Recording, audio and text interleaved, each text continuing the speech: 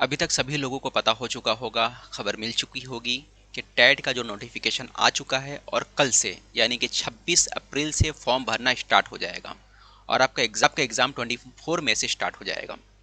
गिनकर आपके पास 30 दिन बचे हुए हैं। इस 30 दिनों के अंदर क्या करना है?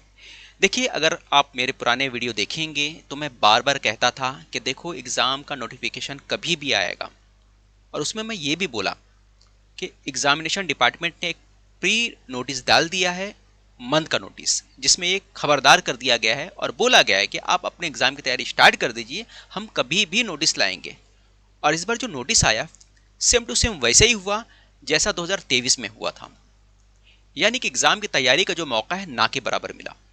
तो आपके पास फिर से वही हालत हो गई है, एग्जाम की तैयारी आपके पास ना के बराबर है। अब ऐसे वक्त में आप करें तो करें क्या? 30 दिन गिन के है आपके पास और आपकी स्टडी जीरो है, और वो लोग भी हैं जिनकी स्टडी तकरीबन कंप्लीट हो चुकी है। तो दोनों की बात करते हैं। सबसे पहले उनकी बात करेंगे जिनकी सिलेबस जो है कंप्लीट हो चुके हैं, यानी जिनका स्टडी ऑलमोस्ट हो चुका है, वो रिवीजन के पैटर्न पे है।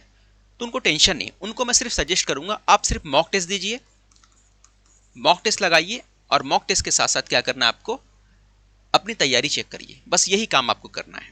जिनका सिलेबस ऑलमोस्ट 80% कंप्लीट हो चुका है या फिर जिनका सिलेबस ओवर हो चुका है, तो आपको सिर्फ रिवीजन करना और मॉक टेस्ट देना और अपनी गलतियां जो है उसको सुधारनी है। बस यही काम करना है। अगर आप मॉक टेस्ट हासिल करना चाहते हैं तो इस वीडियो के डिस्क्रिप्शन में दिया गया, वहां से मॉक टेस्ट ले सकते हैं। बहुत कम फीस है, 199 रुपये में आपको मॉक टेस्ट मिल जाएगा।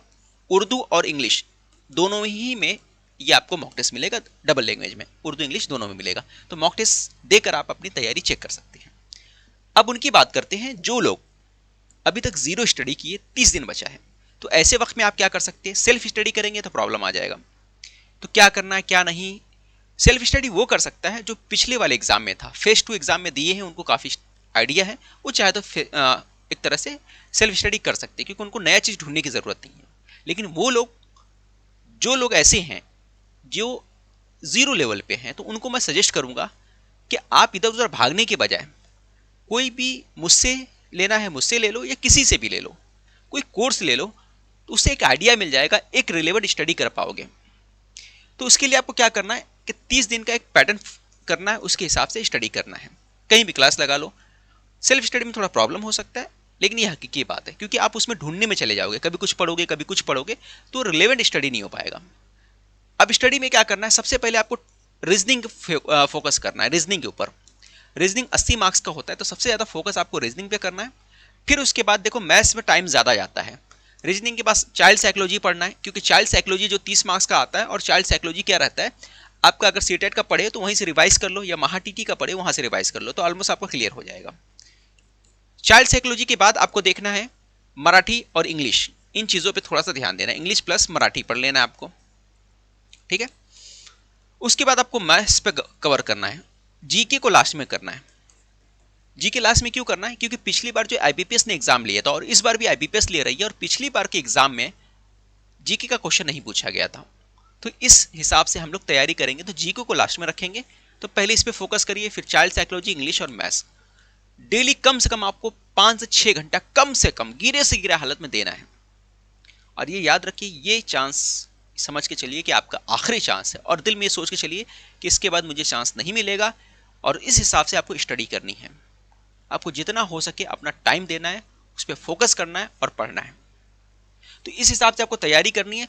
30 दिन करो या मरो की हालत समझ के करिए। अगर गवर्नमेंट जॉब पाना है आपको, तो आपको कुछ ना कुछ करना पड़ेगा, आपको टाइम देना पड़ेगा, हार्डवर्क करना पड़ेगा, तभी आपकी किस्मत बनेगी।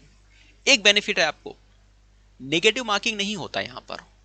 तो नेगेटिव मार्किंग नहीं होने से आपके चांसेस भी है, अगर आप एग्जाम देते हो सकता है 80-90 क्वेश्चन खुद से कर लिया आप, और तुक्का मार के कुछ क्वेश्चन और ले लिया और 100 के ऊपर क्रॉस कर दिए, तो कहीं ना कहीं से आपका सिलेक्शन होने के चांसेस है एग्जाम में। तो मैं आपसे यही कहूंगा कि आप अभी भी वक्त बर्बाद मत करो। आज शाम से स्टडी स्टार्ट कर दो। अगर आपको क्रैश कोर्स लगाना है तो हमारा बैच है, उसको ज्वाइन कर सकते हो। एलिट बैच है जिसका नाम, ये बैच आप हासिल कर सकते हो। हमारा एप्लीकेशन का लिंक इस वीडियो के डिस्क्रिप्शन में दिया गया है, वहां से जाके आप बैच हासिल कर सकते हो। एलिट बैच का जो फीस है सिर्फ और सिर्फ 2199 रुपया है, डिस्काउंट ऑफर चल रहा है इस पे। इस बैच को हासिल कर सकते हैं। उर्दू इंग्लिश मीडियम दोनों के हिसाब से बनाया गया है।